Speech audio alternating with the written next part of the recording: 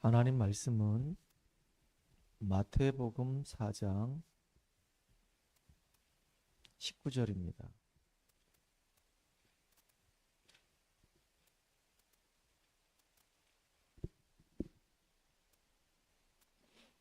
마태복음 4장 19절 한 절만 우리 같이 합독합시다.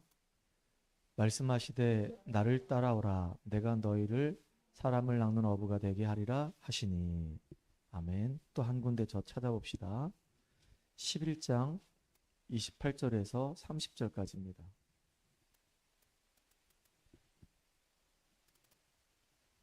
11장 28절에서 30절까지.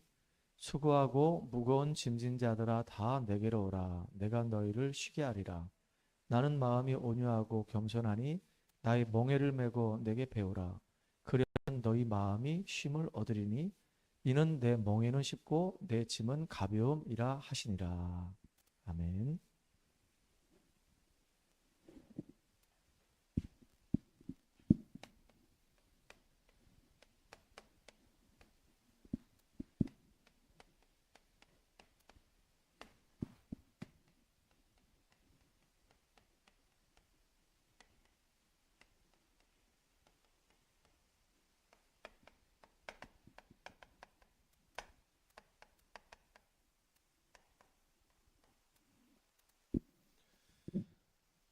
오늘 우리 금요 기도의 시간에는 무엇을 가지고 무엇을 보느냐라고 하는 제목으로 같이 말씀을 나누려고 합니다.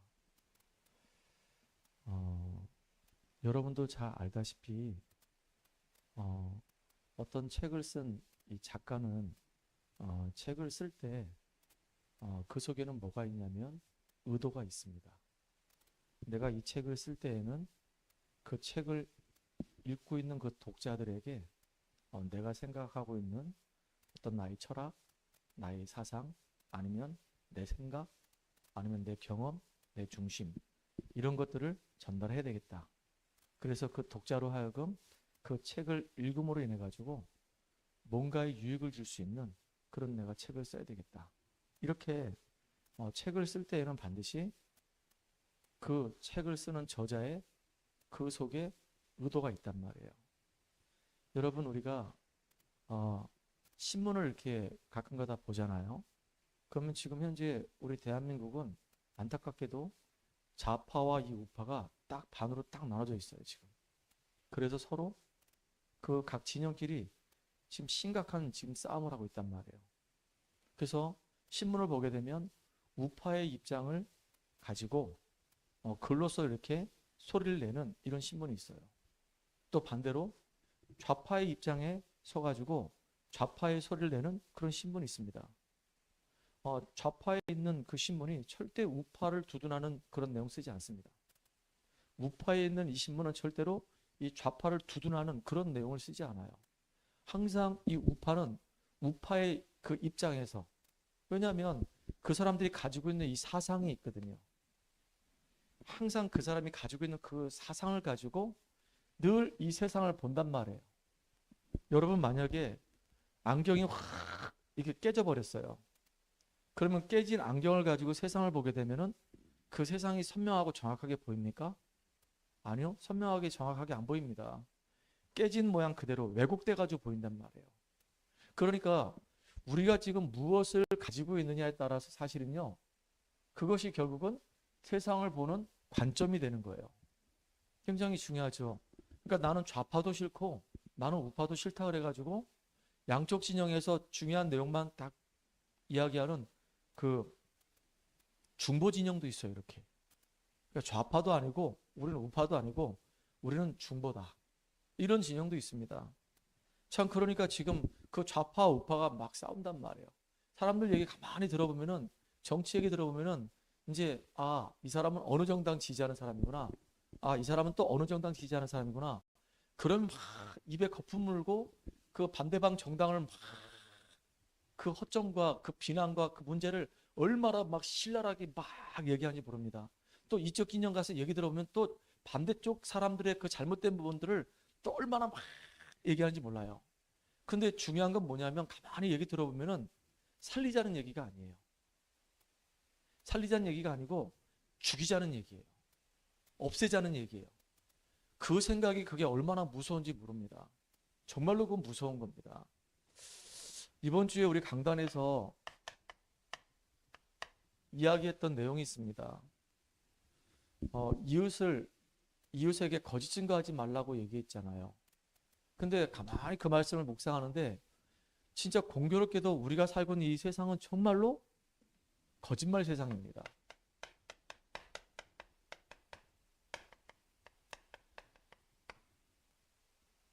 얼마나 많은 틀린 정보들을 이야기하는지요. 거짓 뉴스가 얼마나 많은지요. 진짜 왜곡된 보도가 얼마나 많은지요. 진짜 너무너무 안타까워요. 제가 이제 유튜브 들어가서 때로는 이제 검색을 하잖아요. 그러면 어떤 때는 진짜 유튜브 그 내용을 보면 깜짝깜짝 놀랄 때가 있어요. 왜냐하면 그 안에 딱 들어가면 다 거짓말이에요. 왜냐하면 유튜브에 들어가서 한번 들어와서 조회를 하게 되면, 그래서 조회수를 올리게 되면은 그 영상을 찍어서 만든 사람들은 수입을 얻는 거예요. 그러니까 자기의 수입을 얻기 위해서 그렇게 거짓 정보를 막 흘려가지고 사람들에게 관심을 끌게 만들고 결국 그 영상 속에 들어와서 클릭을 할 수밖에 없도록 그렇게 만들어가지고요. 사람들의 이 마음과 생각을 굉장히 혼란스럽게 만드는 이런 사람들이 너무 많아요. 지금은 우리가 살고 있는 이 시대가 무엇이 정말로 옳고 무엇이 지금 그른지 이 분별하기가 정말로 어려운 이런 시대가 됐어요. 거짓 정보들이, 거짓 뉴스들이 지금 완전히 그냥 SNS를 도배하고 있단 말이에요. 뭐 다음이든지 뭐 네이버든지 이 플랫폼에 들어가 보면은 거기 있는 내용들이 정말로 사실과 전혀 관계없는 내용들이 너무나도 많단 말이에요. 그래서 우리가 복음 가지고 있는 우리가 이 세상을 제대로 보는 눈을 가지고 정말로 올바르게 진단을 하고 이 세상을 살리는 저와 여러분 되기 바랍니다. 특별히 거짓말을 하더라도요, 완전히 그 개인을 죽이려고 하는, 그 단체를 죽이려고 하는 악의적인 거짓말이 있어요.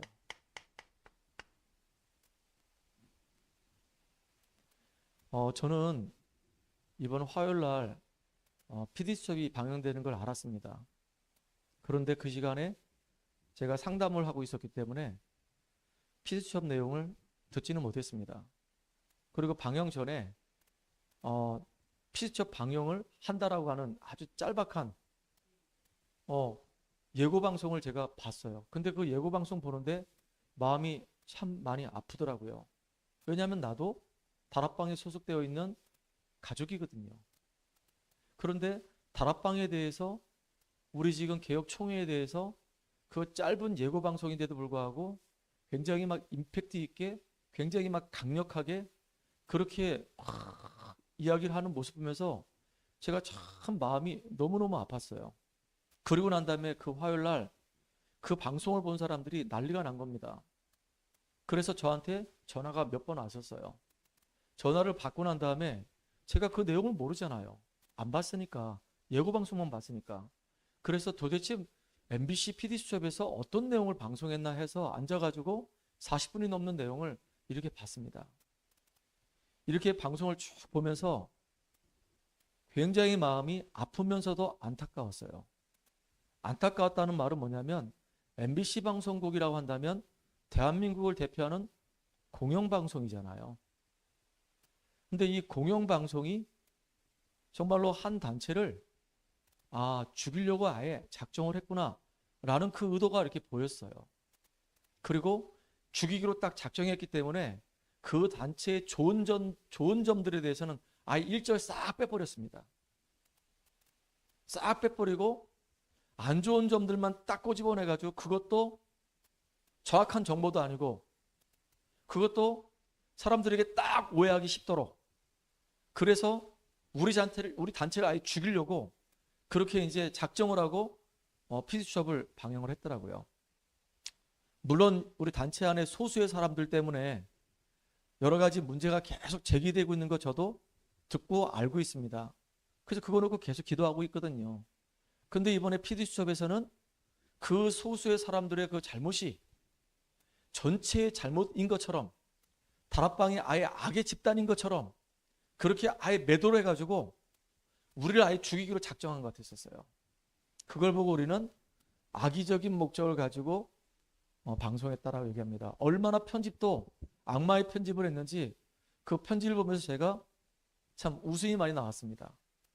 저는 학교에서 교사하다가 이 다락방을 통해서 제가 원색복음을 접하게 된 겁니다. 내가 누구인지, 내가 어떤 축복을 받게 됐는지, 예수를 왜 믿어야 되는지, 예수를 안 믿으면 어떻게 되는지, 예수 믿는 자에게 어떤 축복이 있는지, 나는 평생을 살아가는 동안에 진짜 복음 안에서 성경적인 전통이 무엇이며 나는 어떻게 살 것인지에 대한 그런 인생의 중요한 답들을 저는 다락방을 통해서 다 얻게 됐습니다. 그리고 지금까지 30년 동안 다락방의 훈련을 받아왔고 본부에서 중요한 역할도 맡아서 감당하면서 함께 지금까지 뛰어왔습니다. 저는 2002년도에 RTS 들어갔어요. 렘넌트 신학교에 2002년도에 지금으로부터 시작해서 한 23년 전에 제가 RTS 신학교에 들어갔습니다. 제가 신학교 갈 때는 학교가 없어가지고 성남에 있는 건물을 빌려가지고 거기서 우리 신학생들이 함께 공부를 했단 말이에요. 그러다가 경기도 이천에 있는 덕평에 있는 상록 수련원을 우리가 인수를 하게 된 거예요. 왜냐하면 우리가 이제 집회 장소가 없다 보니까 이제 주로 이제 덕평 수련원 아니면 상록 수련원 이용해서 우리가 집회를 했거든요. 그 집회를 하게 되면 2박 3일 집회하면 이제 숙소가 있어야 될 거 아닙니까? 뭐 청소년 수련회 하면 숙소가 있어야 될 거 아니에요. 아이들이 자야 될. 그러니까 이제 아이들이 이제 말씀을 듣고 그다음에 이제 애들이 묵을 수 있는 숙소가 가장 이상적인 곳이 이천이었단 말이에요. 이천은 어디든 간에 이렇게 편안하게 다 올 수 있는 그런 중간이에요. 부산에서 하게 되면 서울에서 너무 힘들어. 서울에서 하면 저 부산과 광주에서 오는 게 너무 힘들어. 근데 이천에서 하게 되면 어디서든지 너무 쉽게 올 수가 있어요. 그래서 이제 상록 수련원을 하나님의 은혜로 인수를 해서 우리가 이제 그 건물을 지금은 C동이라고 얘기하죠. 그 건물에서 우리가 기숙사도 만들고 거기 이제 강의실도 만들고 해서 아예 그 한 동에서 우리가 수업도 받고 애들이 수업 다 끝나고 나면 각자 이제 기숙사로 들어가서 거기서 잠도 자고 이렇게 생활했단 말이에요. 그러다가 이제 기도 속에서 RUTC를 지어야 되겠다라고 하는 기도 제목이 나오기 시작한 겁니다. 그리고 조감도도 나오기 시작했어요. 그리고 우리가 RUTC를 위해서 우리 같이 우리 다락방 가족들이 헌금합시다. 기쁘고 감사한 마음으로 모든 우리 다락방 가족들이 정말로 헌금했습니다. 왜냐하면 너무 소중한 거니까. 이 미래를 위해서 우리 소중한 렘넌트를 키우는 거니까.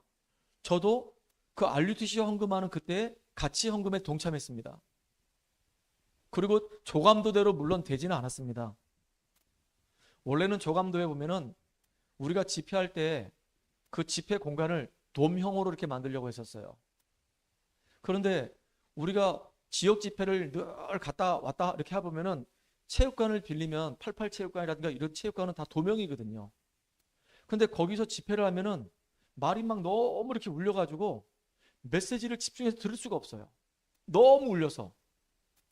그래서 도명을 하게 되면은 소리가 울려가지고 거기서 말씀 듣는 사람들이 말씀 듣기에 참 어려울 텐데 그랬었는데 어느 날 보니까 조감도대로 짓지 않고 그 RUTC를 방주형으로 딱 지어놓은 거예요.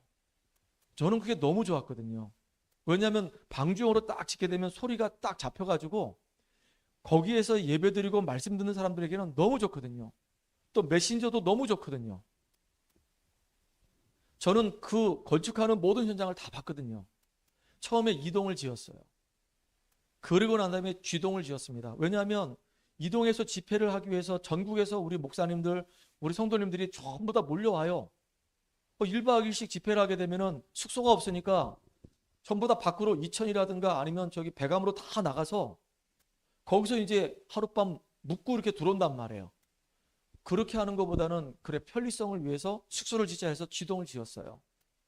그리고 나중에 시간이 지난 다음에 합숙동을 짓게 되고 그 다음에 이제 또 F동을 짓게 되고 그리고 저 들어온 입구에 우리 신학교에 이제 기숙사하고 이제 강의동을 분리시키자 해가지고 A동이라고 해서 아예 강의동만 딱 지어놓고 그리고 C동은 이제 아예 기숙사로 쓰고 그리고 중간에 교수님들이 쓸 수 있는 교수님 그 건물도 이렇게 짓고 그랬단 말이죠.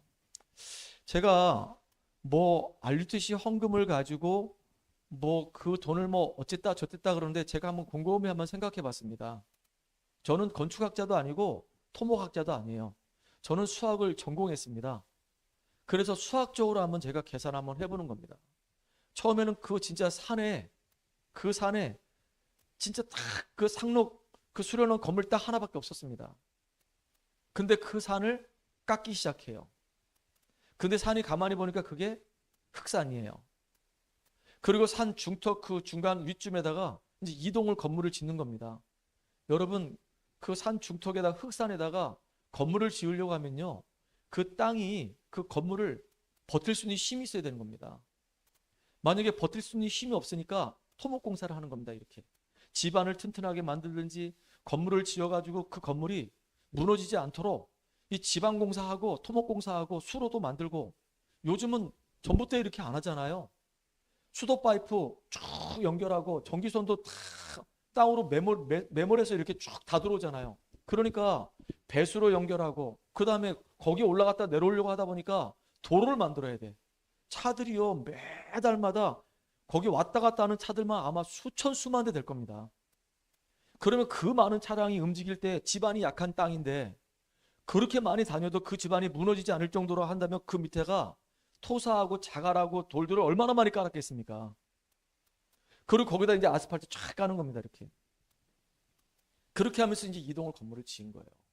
그리고 난 다음에 지동을 지을 때 지동도 똑같은 겁니다. 거기도 이제 흑산이에요. 그러니까 이제 밑에서부터 시작해서 이제 견고하게 이제 흙이 무너지지 않도록 이제 보강해 가면서 이제 건물을 지은 겁니다.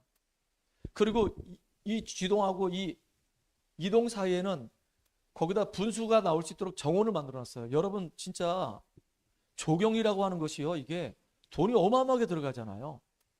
여러분, 그 이동 하나 짓는데 한번 상상해 보세요. 2층 전체 1,300명이 들어갑니다. 그냥 통으로 돼 있어요. 중간에 기둥 없어요. 통으로 들어갑니다. 통으로. 1,300명이 들어갈 수 있는 통으로 된 이 방주형의 이 건물을 지으려고 한다면 그 건물을 어느 정도 비용이 들어야지 지을 수 있을까요? 1억 가지고 될까요? 10억 가지고 될까요? 그 토목공사 해야 되고 조경도 해야 되고 그 다음에 자갈 깔아야 되고 거기 아스팔트 깔아야 되고 진짜 모든 공사 다 해야 되는 겁니다. 그 주변에 싹 다 깔아야 되는 겁니다. 아마 이동 하나 짓는데도 200억, 300억 정도 들지 않았겠나. 그 정도 생각이 들어요. 그리고 난 다음에 저 지동 지었거든요. 지동도 이렇게 4층으로 딱 해가지고 이게 삥 사각형으로 돌면서 숙소동을 쭉 만들었단 말이에요. 아마 한 층당 제가 기억하기로는 한 30개 정도 그 룸이 이렇게 있어요. 그게 지금 쭉 이렇게 4층까지 5층까지인가 이렇게 있단 말이죠. 그거 건물 지을 때 얼마 정도 들었을까요? 이번에 얼마 전에 몇 년 전에 장마가 와가지고 우리 학교 안에 그 우리 재단에 우리 총회 우리 협회의 재산으로 돼 있는 그 사이에 그 도랑에서 축대가 무너져 버린 겁니다. 그거 보수공사하는 것만 해도 몇 억 들었대요. 몇 억. 그거 그냥 보수하는 데만 정부에서 지원 안 해주니까 그 보수하는 데만 몇 억 들었대요. 그러면 땅 집안 공사해야 되죠. 그 공사하기 전에 그 집안이 정말로 이 건물을 견딜 수 있는지 없는지 또 그 측정해야 되지. 검사해야 되지. 그러면 토목공사해야 되지. 이제 건축 설계해야 되지. 그 다음 건물 지어야 되지. 그 다음 조경도 해야 되지. 여러분, 이게 얼마 정도 들었을까요? 아마 모르긴 몰라도 수백억 정도 들지 않았나? 저는 그런 생각이 들어요. 근데 이번에 PD수첩에서는 그 얘기 싹 뺐습니다. 그냥 이렇게 드론을 띄워가지고 이게 바로 우리 다락방에서 알류테시 건립한다고 지은 부지다라고 얘기해놓고 그 다음에 이제 쫙 카메라 가지고 이렇게 앵글을 딱 맞춰놨는데 어디냐? 어딘지 저 건물 모르겠는데 벌써 철문을 다 걸어 잠가 놓고 못 들어가게 한 것처럼 다 이렇게 막아놨단 말이에요. 돈을 걷어놓고 아무것도 안 한 것처럼 이렇게 거짓 보도를 한 거예요. 저는 MBC의 이 공정성이 정말로 너무 의심스러워요. 그 PD수첩에서 이것을 방영한 사람의 그 의도가 굉장히 의심스러워요. 그 사람들은 이 교회를 죽이려고 하는 그런 의도를 가지고 이 방송을 딱 한 것 같아요. 이 방송을 함으로 우리 다락방 타격받는 게 아닙니다. 이 방송 때문에 전국에 있는 선한 교회들이 똑같이 다 타격받아요. 그걸 아는데도 그런 방송을 한단 말이에요. 그것도 틀린 방송을. 진짜 안타깝잖아요. 그리고 한 사람의 또 소수의 그 개인적인 비리들을 전체의 비리인 것처럼 얘기해가지고 이렇게 어렵게 지역 현장에서 조용히 복음 전하고 기도하고 전도하고 이렇게 선교하고 있는 이 선량한 교회들까지도 어려움 당하게 만드는 그 PD수첩은 정말로 사과방송해야 됩니다.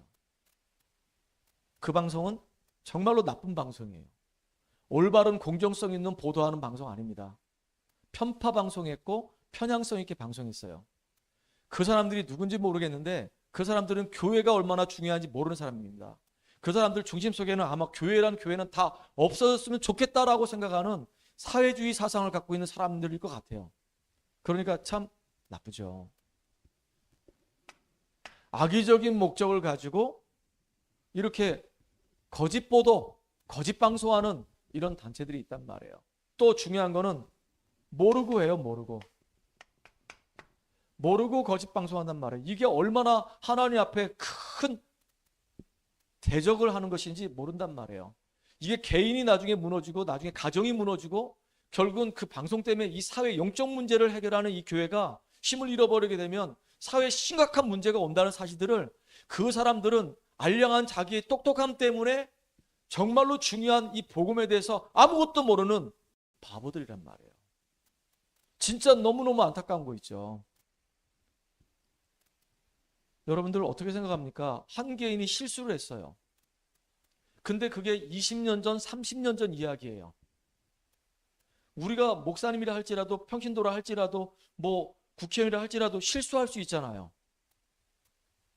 근데 그게 20년 전, 30년 전 이야기입니다. 그래서 당사가장 안에 다 얘기가 돼서 그 합의가 돼서 다 끝났어요. 그리고 그것 때문에 너무 괴로워가지고 하나님 앞에 엎드려서 기도하면서 회개하고 그리고 이제 완전히 마음에 결정 내리고 이제 복음과 전도에 딱 오리라 하겠다고 결정하고 뛰어오는 겁니다. 그런데 이제 과거의 그 문제를 가지고 들춰가지고 오늘의 문제인 것처럼 지금 일어나고 있는 심각한 문제인 것처럼 그렇게 과장 보도를 했어요. 거짓 보도를 했단 말이에요. 참 정말로 안타깝죠. 너무너무 안타까워요. 방송을 편집하더라도 어떻게 그렇게 편집하는지 정말로 안타까워요. 그거 편집한 사람들 진짜 영적인 사실이 뭔지를 모르는 겁니다. 여러분이 정말로 구원의 축복을 누리지 못하고 있으면 사단에게 잡혀있는 상태입니다. 사단에게 이용당하는 상태입니다. 여러분 개인만 무너지는 게 아닙니다. 여러분 가정 무너집니다. 이렇게 편파 방송해가지고 교회가 타격을 입어서 교회가 교회의 기능을 못하게 되면 사회가 병들게 돼요. 노아 시대처럼 사회가 다 무너질 수밖에 없어요. 그 지대한 영향을 지금 방송에서 하는 거란 말이에요. 여러분 정말로 이거 잘 알고 하셔야 되는 겁니다. 저는 한 개인이지만 너무너무 안타깝기 때문에 얘기하는 거예요. 그래서 저는 지금 우리 단체를 두둔하는 게 아닙니다. 우리 단체에 잘못된 부분도 있어요. 많은 얘기를 들었어요. 분명히 개선해야 돼요. 갱신해야 돼요. 치유받아야 돼요. 바뀌어져야 돼요. 물론 있어요.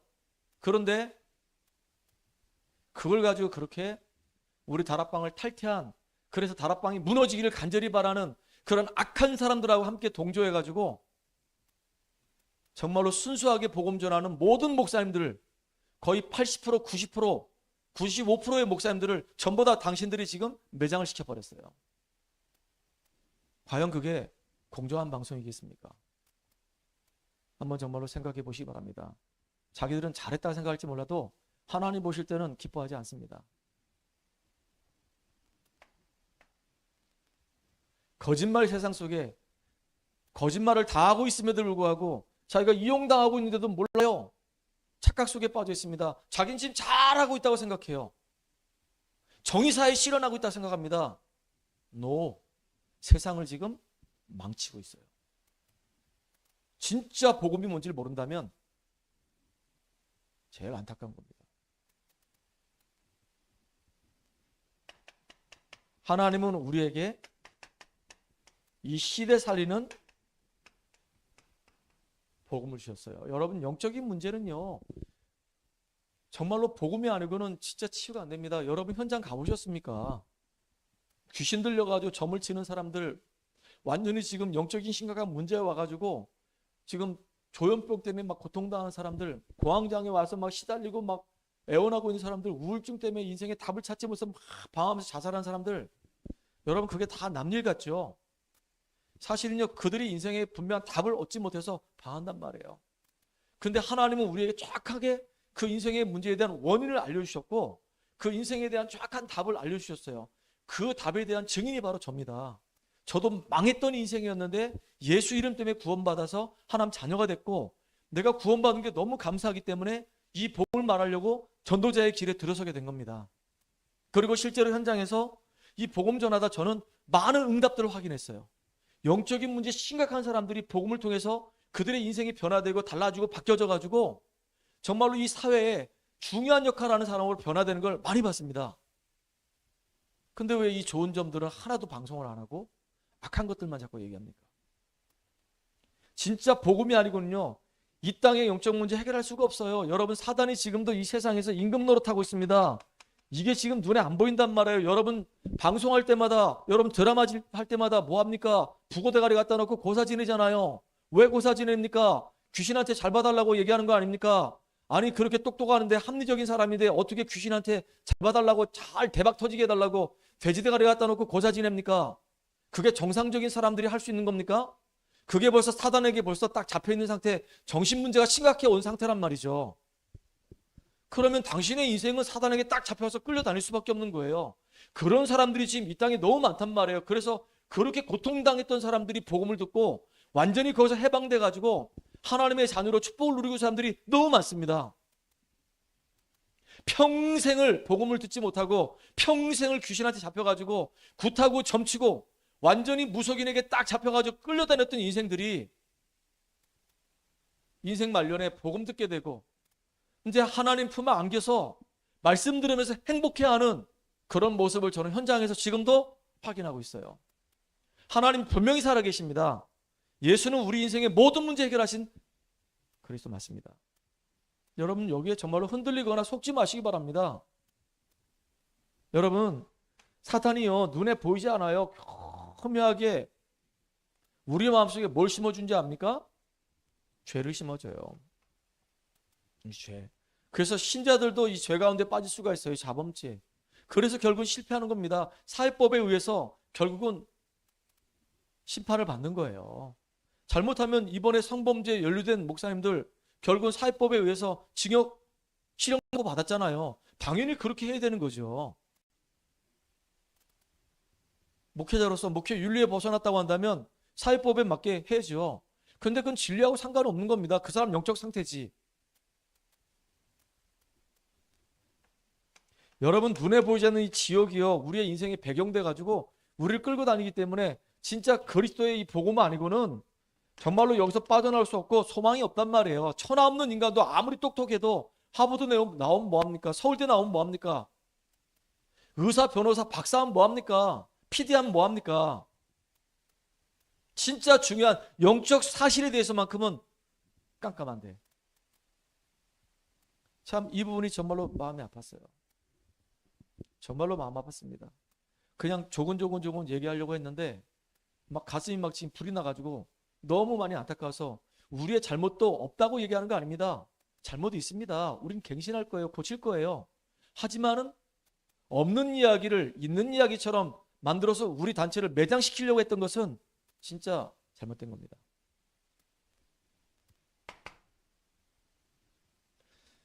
첫 번째입니다. 오늘 제목처럼 무엇을 가지고 있는가?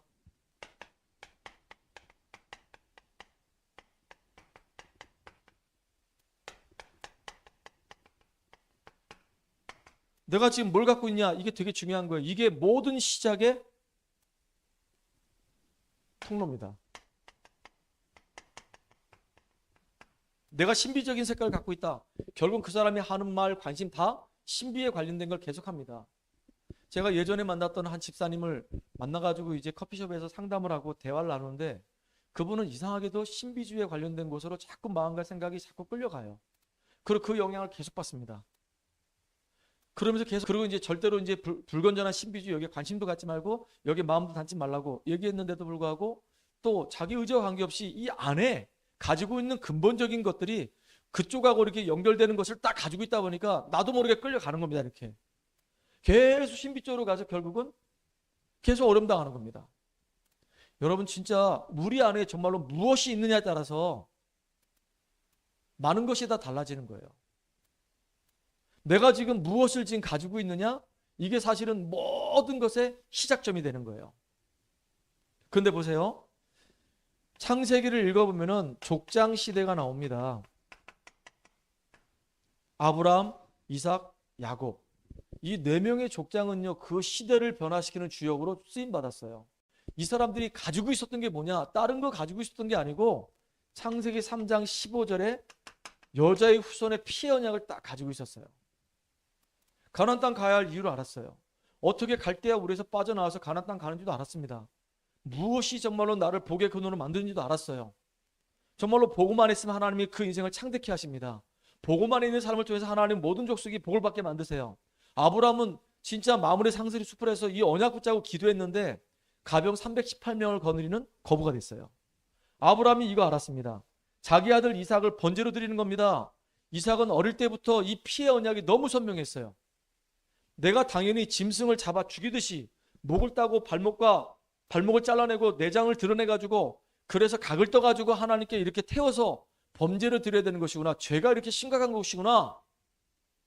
그런데 내가 그렇게 죽어야 되는데 나를 대신해서 하나님이 저 수양을 예비해 놓으셨구나. 진짜 여자의 우선 메시아를 예비해 놓으셨구나. 그 예수 이름 때문에 내가 구원받을 수 있는 너무나도 큰 은혜를 내가 받았구나.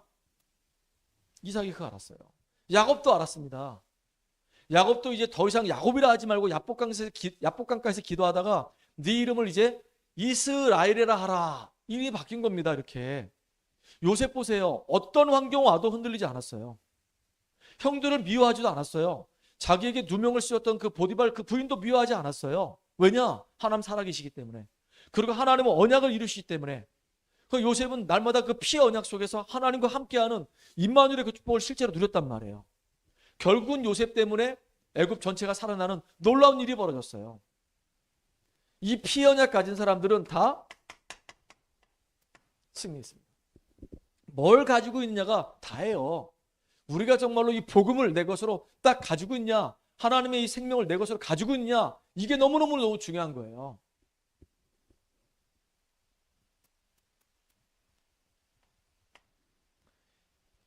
그리고요, 이스라엘 민족들이 출애굽을 할 때 하나님이 모세를 부르셨습니다.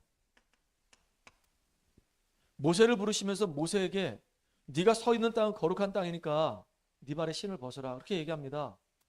이제 네 마음대로 살지 말고 이제 하나님 말씀 따라 인도받아라 그 얘기예요. 그러면서 하나님이 모세를 통해서 하시려고 하는 계획을 얘기하는 겁니다. 이스라엘 백성들을 애굽 땅에서 건져내서 가나안 땅으로 데려가야 되겠다. 그러니까 모세 네가 저 바로한테 가서 얘기해라. 이스라엘 장로들한테 가서 얘기해라. 그러니까 모세는 못한다는 겁니다. 내가 누구한테 가며 바로가 누구신지 모릅니까? 나는 이스라엘 두란자입니다. 그럴 때 하나님이 한마디 하십니다. 내가 너와 함께 할게. 모세가요 못 깨닫는 겁니다. 알고는 있는데 이게 혼자서 한다고 생각하니까 감당이 안 되는 거예요. 근데 중요한 건 하나님이 내가 너와 함께 하겠다라고 말씀하셨잖아요. 모세가요 이제 나중에 깨닫게 돼요. 그리고 6월절 어린 양의 피 바르고 이스라엘 전 백성의 애굽에서 출애굽하는 놀라운 일이 벌어졌습니다. 이거는 단순한 사건이 아니에요. 피의 언약을 모르면 재앙을 당할 수밖에 없어요.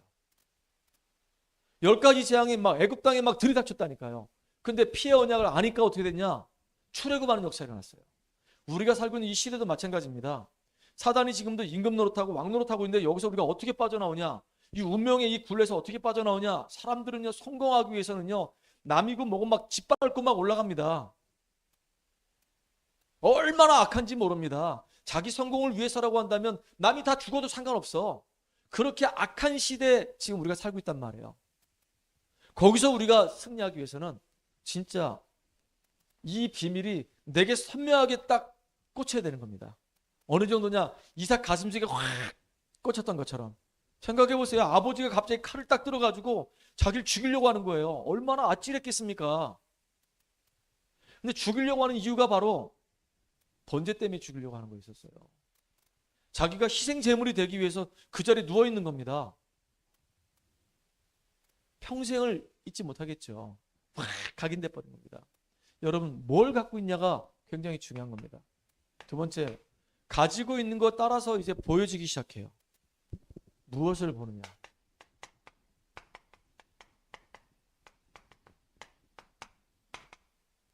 여러분 정말로 복음을 딱 가지고 있으면요, 보여지는 관점이 다릅니다. 그러면 행동을 그렇게 시작합니다. 예를 들어 볼게요. 늘 도박에 관심이 있는 사람은요, 항상 도박이 딱 꽂힌 사람이 있단 말이에요. 뭔지 모르게 도박에 삘이 꽂혀가지고 항상 도박에서 도박이 중독된 사람은 늘 관심이 어디냐? 도박이에요. 항상 행동도 어디로 연결되냐? 도박하고 연결된 일을 해요. 우리 청소년들이 게임에 중독된 친구들 많거든요.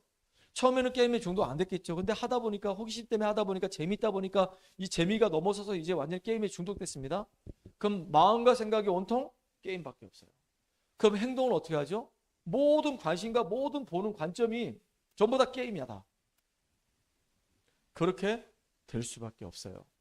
무엇이 내 안에 있느냐에 따라서 이게 보여지게 되고요. 이 관점이라고 그러잖아요. 관점뿐만 아니라 이것이 결국은 행동으로 옮겨진단 말이에요. 그렇겠죠? 자, 그래서 여러분 예레미야서 33장 1절로 3절에 보니까 예레미야 애가 아닙니까?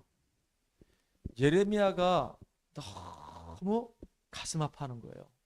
이스라엘 민족이 이제 망해가는 모습 보면서 너무 가슴 아파하는 겁니다. 그런데 예레미야는 이렇게 가슴 아파하고 진짜 이스라엘 민족이 저기 포로 잡혀가는 것 때문에 너무 아파하는데, 중요한 건 이스라엘 사람들은 거기에 아무런 마음이 없어요. 현장의 사람들이 다 복음 없이 죽어져 가고 있는데, 그것 때문에 지금 앞으로 큰 재앙이 올 것 같은데, 그것 때문에 예레미야는 너무 아파하는데 이스라엘 사람들은 아무 거기에 감각이 없어요. 그게 차이입니다. 예레미야하고 이스라엘 사람들의 차이입니다. 이게 가지고 있는 게 다르니까 그 관심이 다를 수밖에 없어요. 그리고 두 번째는 에스겔 37장에 보니까 마른 뼈들이 완전히 지천에 쫙 널려 있습니다. 하나님의 관심은 저 마른 뼈가 살겠느냐? 라고 에스겔한테 물어봐요. 에스겔이 저는 못합니다. 가서 생기를 풀어넣어라. 근데 놀라운 게 뭐냐면요, 그 마른 뼈들이 전부 다 서로 연락해서 붙어가지고 나중에 이제 살기 시작하고 살까지 붙어서 살아나는 군대가 되는 겁니다. 이렇게. 지금 우리 현장에 뭐가 필요하냐? 정말로 생명의 생기가 되는 말씀이 지금 필요하단 말이에요. 복음의 말씀이 필요하단 말이에요. 근데 많은 사람들은 복음 관심 없어요. 왜? 그 속에 생명 없다니까요. 생명 없으니까 현장 보는 눈이 없어요. 볼 수가 있겠습니까? 고통당하는 현장을 볼 수 있겠습니까? 예수님이 뭐라 얘기하셨냐? 마태복음 9장 35절로 39절에 보니까 목자 없는 양같이 유리방하는 것을 보고 예수님은 정말로 마음이 찢어질 듯이 아프다 그랬어요. 예수님이 보는 거하고 그 당시 유대인이 보는 거하고 달라요. 예수님은 정말로 영혼들을 보고 있습니다. 죽어져가는 그 영혼들을 어떻게 하면 정말로 살릴 것인가? 저 영혼들에게 어떻게 하면 정말로 복음 전할 것인가? 이게 주 관심이에요. 왜? 생명이 있으니까. 생명이 없으면 이 관심을 가질 수가 없어요. 그런데 이 생명이 내 안에 있고 생명이 나로 인해서 너무 기쁨과 감사가 넘치다 보니까 자연스럽게 이제 보여지는 게 불쌍한 영혼들 살려야 되겠다, 이런 마음이 든단 말이에요. 그럼 관심이 그쪽으로 늘 가요. 그거 놓고 기도해요. 그 사람 만나면 어떻게 하면 저분한테 복음 전할까, 이런 생각을 하게 돼 있단 말이에요. 맞아요? 틀려요? 사도행전 3장 1절로 12절에 내게 있는 것을 내게 주노니 나사렛 예수의 이름으로 일어나 걸어라 그랬어요. 누구죠? 베드로가 성전 미문에 앉아있는 안진뱅이 보고, 아니 나는 지금 생명을 갖고 있는데 저 안진뱅이가 가만히 보니까 운명에 얻어 걸려 있거든요. 저 안진뱅이에 지금 필요한 게 뭘까? 보니까 그리스도가 필요한 거예요. 그러니까 내게 있는 거 내게 준다. 그 영혼을 지금 살려내는 겁니다. 그 복음 때문에 안진뱅이가 나음을 입었잖아요. 너무 놀라운 일이 벌어진 겁니다. 또 보면요, 사도행전 9장에 1절로 15절에 보니까 처음에 이 바울은요 완전히 율법에 쩔어 있었어. 가진 게 온통 율법밖에 없었어. 그러니까 율법밖에 없으니까 예수 믿는 것들 전부 다 잡아 죽이는 것이 마땅하다라고 생각했단 말이에요. 그래서 늘 예수 믿는 사람을 잡아 죽이는 그 일에 열심당원으로서 인도받았어요. 그게 사도 바울의 중심이었고 사도 바울의 삶의 방법이었거든요. 어떻게 하든지 저 예수 믿는 것들을 꼴 보기 싫으니까 다 죽여버려야 되겠다. 그 죽이는 일에 늘 앞장섰던 사람이 사도 바울이에요.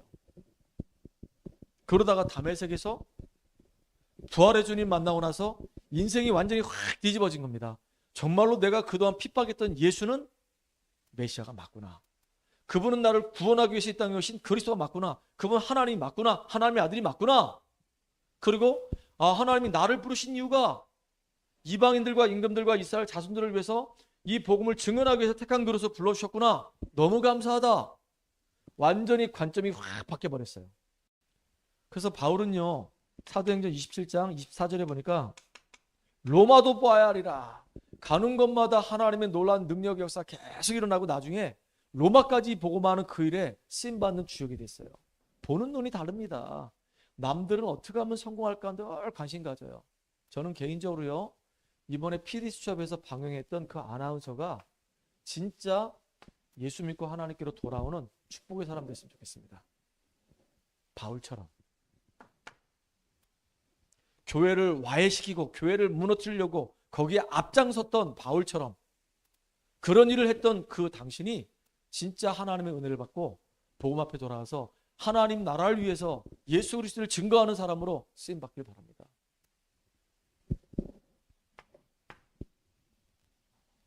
세 번째입니다. 그러면 내가 무엇을 가지고 있고 무엇을 보냐에 따라서 무엇을 따라갈 것인가?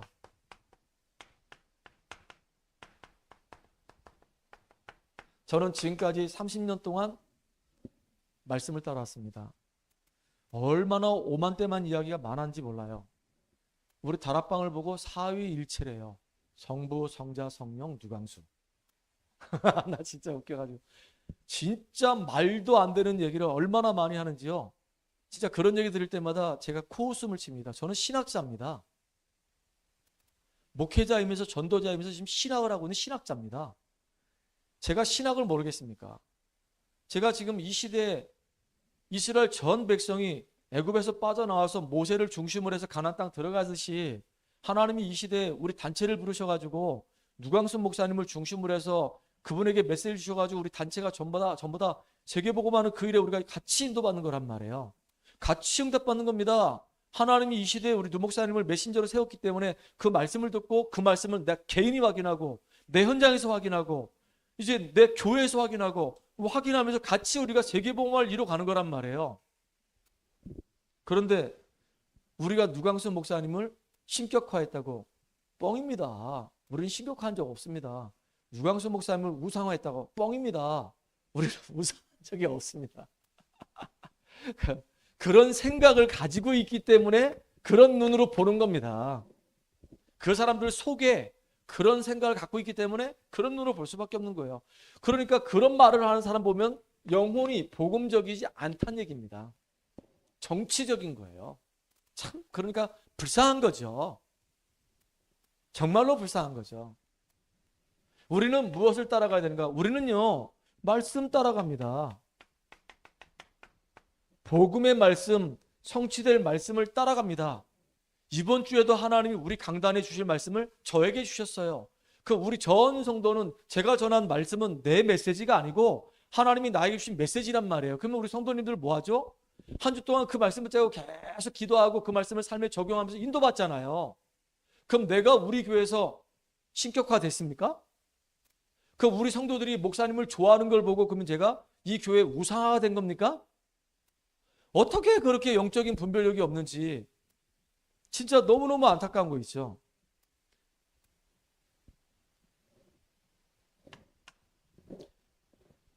자, 보세요. 우리는 무엇을 가지고 있고 무엇을 보느냐, 그리고 정말로 말씀 따라가면 현실과 이 미래는요 분명히 하나님이 우리에게 응답을 주신단 말이에요. 현실에 하나님이 증거 주세요. 우리 미래는요 분명히 우리 후대 때문에 반드시 소망이 생긴단 말이에요. 우리 후대에게 우리가 뭘 해야 될 것인가? 언약 전달해 줘야 돼요. 틀린 거 말해 주지 말고 정말로 온전한 복음 전달해 줘서 이 후대들이 정말로 험난한 이 세상을 복음의 능력 가지고 빛을 증거하며 살아갈 수 있도록 만들어줘야 되는 겁니다. 맞아요, 안 맞아요? 우리는 그런 사람들이란 말이에요. 그런데 틀린 길을 따라가다가 완전히 망한 사람들이 있죠. 사도행전 27장에 보니까 25절에 바울의 말을 들어야 되는데요. 바울의 말을 안 들어. 분명히 이 배를 타고 가게 되면 풍랑 만난다. 그러니까 그 바울을 데리고 끌고 가는 그 군인들이 뭐라고 얘기하냐면 선주한테 물어보고 선장한테 물어보는 겁니다. 그러니까 선주하고 선장이 무슨 뭐 풍랑 맞느냐, 끄떡없다, 걱정하지 말아라, 우리 배는 크니까 뭐 비바람 불어도 아무 상관없다. 근데 왜요? 웬걸요? 가다가요 유라굴라 풍랑을 만나게 된 겁니다. 완전히 이제 그 배가 좌초되기 일보 직전까지 가는 거예요. 보세요. 하나님 말씀을 따라가지 못하면 어느 날 인생이 풍랑 만나요. 그나마 그 배에는 전도자 바울이 있었기 때문에 이 배에 타고 있는 단 한 명도 손상을 입지 않는다고 바울이 고백합니다. 보세요. 사도행전 5장 1절로 10절에 보니까 교회 안에 중요한 직분을 맡고 있는 이 아나니아, 이 삽비라가 생각이 뭔가 잘못된 게 들어가니까 보는 게 다 다른 겁니다. 그러니까 행동도 이상하게 해요. 그래서 하나님께 드리기로 약속했던 거 헌금을 속임으로 둘 다 죽는 그런 일이 벌어져요. 여러분, 우리는 죽어도 복음을 따라가야 되는 겁니다.